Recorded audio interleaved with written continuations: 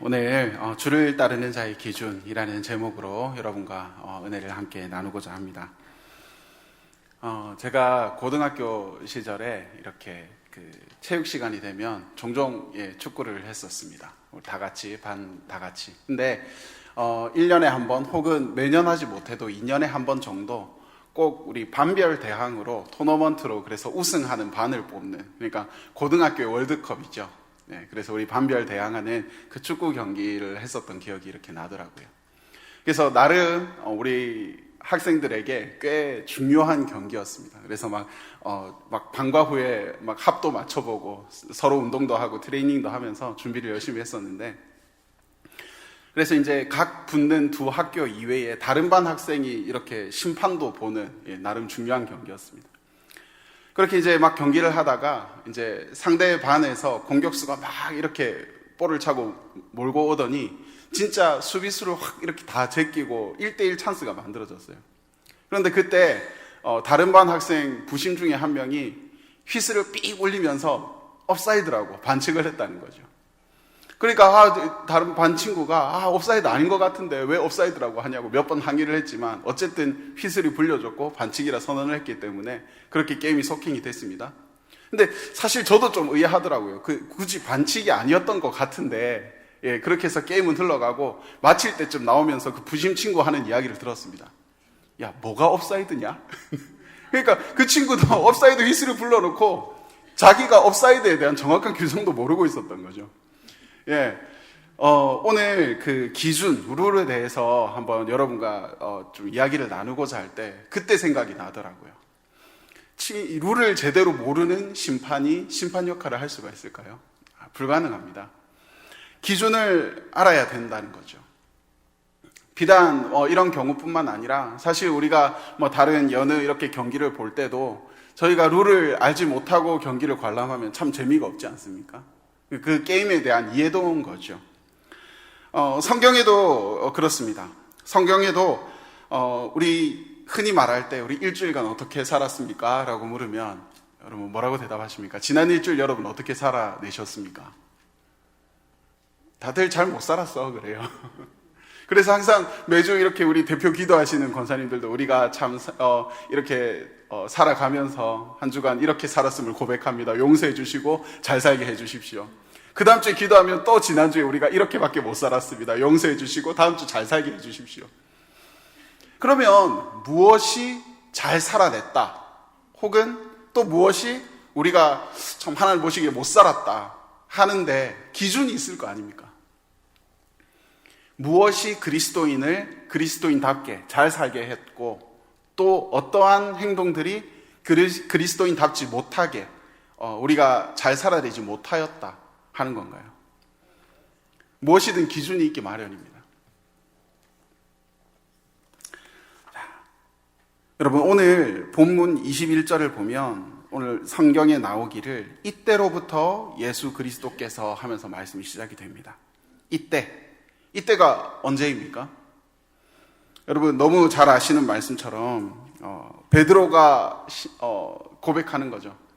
주는 그리스도시요 살아계신 하나님의 아들입니다 라는 이 신앙의 고백을 들은 이때로부터 예수님께서 첫 순한 예고를 하십니다. 내가 이것 때문에 이 땅에 왔고 그래서 내가 십자가를 질 거고 3일 만에 부활할 거고 이러한 일들이 있을 것이다. 그때 베드로가 막는 거죠. 예수님, 안 됩니다. 이런 일이 있을 수 없습니다. 예수님, 그런 말씀하지 마십시오. 그런 일이 있어서는 안 됩니다. 예수님 사랑하니까, 그죠? 예수님이 죽는다고 하니까, 예수님이 십자가에 못 박힌다고 하니까, 당연히 제자된 도리로서, 그런 일 없을 겁니다. 그러면 안 됩니다. 어떻게 예수님이 뭔 죄가 있습니까? 당연한 반응 아니겠습니까? 그때 예수님께서 말씀하십니다. 사탄아, 물러가라.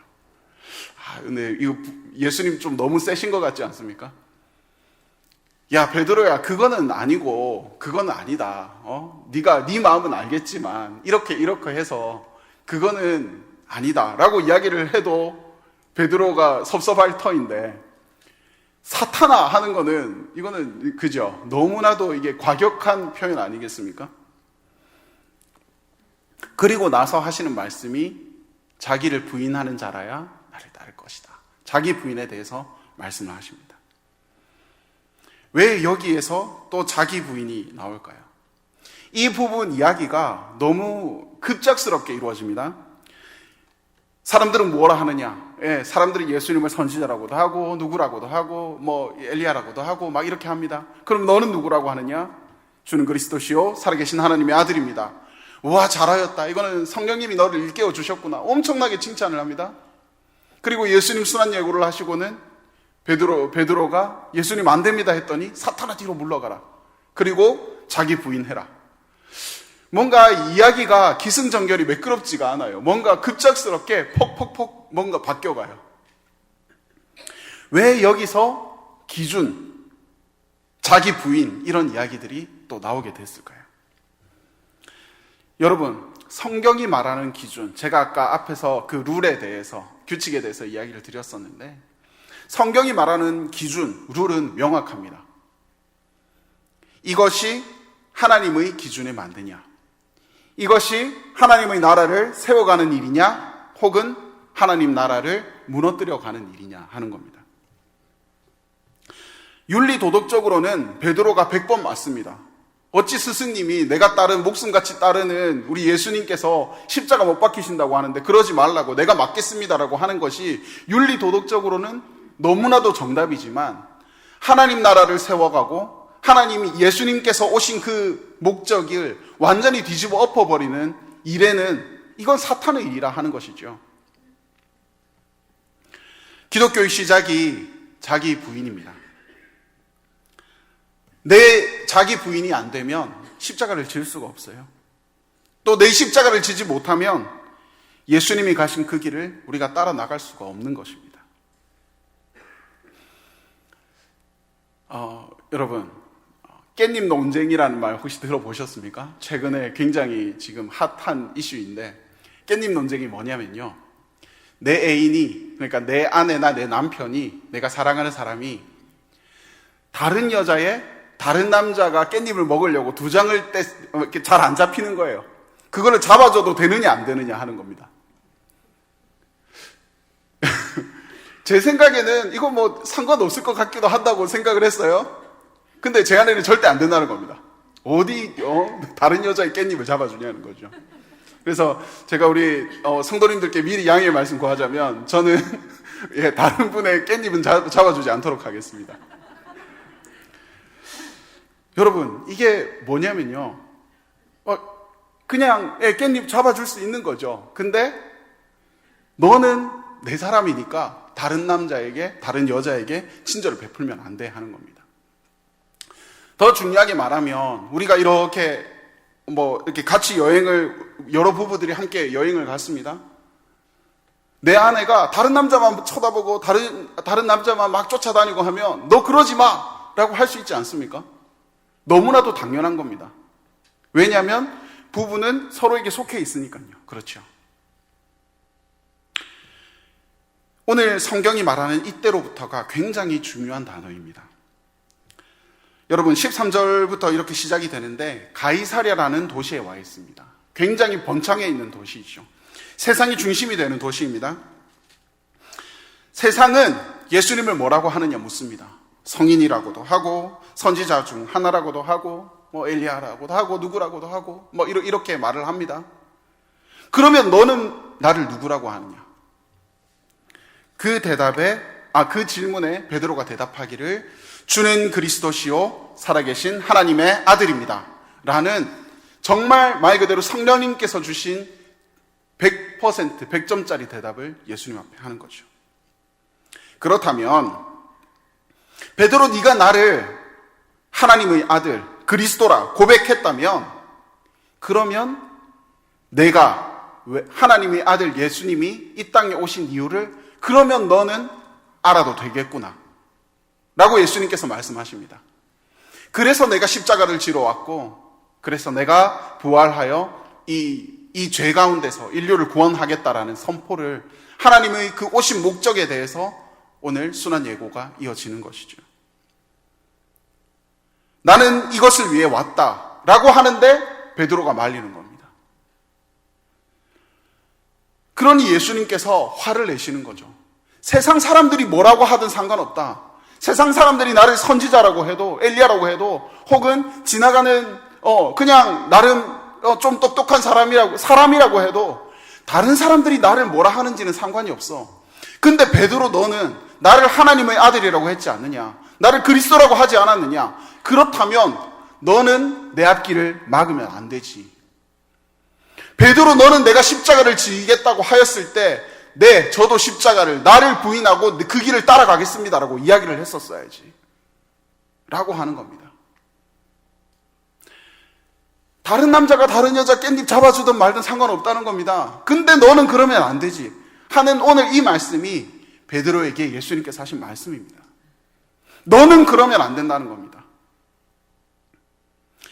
예수님을 믿지 않는 사람들을 만나서 이야기를 해보면 다들 주제가 같습니다. 정치 이야기, 집 이야기, 주식, 펀드 이야기, 아이들 교육 이야기. 사실 그렇게 공유할 게 없습니다. 별로 제가 할 말도 없고, 저는 가진 재산도 주식도 없고, 별로 공유할 수 있는 것들이 없어요. 근데 그것이 별로 크게 상관이 없습니다. 왜냐하면 세상 사람들이 말하는 그 기준, 룰, 그리고 제가 생각하는, 그리스도인들이 생각하는 기준, 룰이 다르기 때문이에요. 누구는 축구 얘기하고 누구는 야구 이야기하는데 무슨 대화가 되겠습니까? 농구 이야기하고 축구 이야기하면 농구는 손으로 공을 잡아야 되고 축구는 발로 차야 되는데 무슨 이야기가 통하겠느냐고요. 기준이, 룰이 다르다는 것은 우리가 그들과 다른 사람이라는 것이죠. 에베소서 4장 17절을 제가 읽어드리겠습니다. 함께 읽겠습니다. 그러므로 내가 이것을 말하며 주 안에서 증언하노니 이제부터 너희는 이방인이 그 마음의 허망한 것으로 행함같이 행하지 말라. 아멘.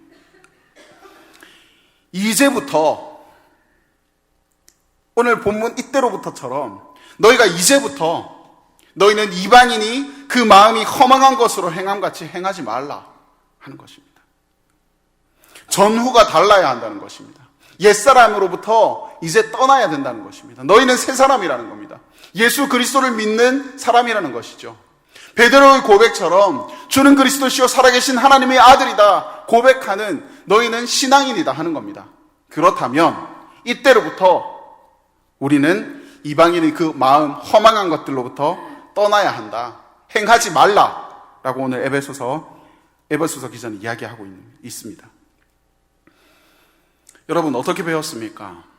기준, 룰이 그리스도를 믿기 전과 지금은 명확하게 바뀌었습니다. 그런데 교회가 타락한다 하는 것은 여러분 교회가 세속화된다 하는 것입니다. 세상의 것들이 교회로 들어온다 하는 것이죠. 세상 사람들이 생각이 교회로 들어오는 것을 세속화라고 합니다. 그래서 교회가 욕을 먹습니다. 여러분 우리는 기준, 그 룰을 명확히 점검해야 됩니다. 내가 게임에 들어가면, 무엇이든 승부에 들어가면 다른 것뿐만 아니라 그 룰이 맞는지 정확하게 점검하시라는 거죠. 그래서 오늘 에베소서 4장 21절에 이어서 말씀하시기를 이렇게 말씀합니다. 진리가 예수 안에 있는 것 같이 너희가 참으로 그에게서 듣고 또한 그 안에서 가르침을 받았을진데. 아멘. 너희가 진리 안에서 배웠지 않느냐? 뭐가 하나님 일에 중요한 건지, 그것이 중요하다면 너를 부인해라, 자기 부인하라 하는 겁니다. 그게 내가 너에게 준 십자가고, 그리고 그 십자가를 지는 것이 하나님 나라를 세워가는 것이다. 하나님 나라를 세워가기 위해서 네가 그 십자가를 져야 된다면, 그렇다면 기꺼이 지라. 그것이 자기 부인이다. 그 십자가는 네가 잘못해서 벌을 받는 것이 아니라 내가 기꺼이 하나님 나라를 위해서 내가 그렇게 살기로, 내가 그렇게 헌신하기로 결단하는 것, 그것이 자기 부인이고 내 십자가다 하는 것입니다. 이게 교회입니다. 이때로부터 이야기가 시작되는 것이죠. 제자도가 여기서부터 시작이 되는 겁니다. 우리가 어떠한 일들을 결정할 때 무엇이 하나님 나라를 세워가는가, 무엇이 하나님 나라의 유익이 되는가, 그것을 보아야 되는 것입니다. 이 유익을 위해서 내가 참아야 되는 것이 있다면 인내하고, 사탄아 돌아가라 하면 바로 돌아가는 겁니다. 멈추라면 멈춰야 되고, 가라 그러면 가는 것입니다. 그 십자가를 들어라, 지어라, 지는 것이죠. 이것이 우리 삶, 가정, 일터, 이 예배당이 아니라 우리의 삶 가운데서 그것을 지는 것이 모든 것의 규칙, 룰이 되는 것입니다. 여러분, 지난 한 주 잘 살아냈습니까? 하나님 나라를 세워가시기 바랍니다. 그리고서는 하나님 나라를 세워가기 위해서 노력했습니다. 기도했습니다. 말씀 보고 애썼습니다. 라고 고백하는 거죠. 여러분, 예수님이 왜 오셨습니까? 예수님께서 기도합니다. 내 원대로 마옵시고 하나님 뜻대로 하옵소서. 그런데 우리는 내 원이 너무 많습니다. 자기 부인하라고 하는데 내 원이 너무 많다는 거죠. 가장 먼저 다시 한번 말씀드리옵기는 기준을 잘 점검하시기 바랍니다. 세상 사람들은 예수를 누구라 하느냐? 위인 중에 한 명. 그러면 그들은 그 기준, 세상의 기준을 가지고 살아가는 겁니다. 그렇다면 여러분은 예수님을 누구라 하십니까? 나의 구원자.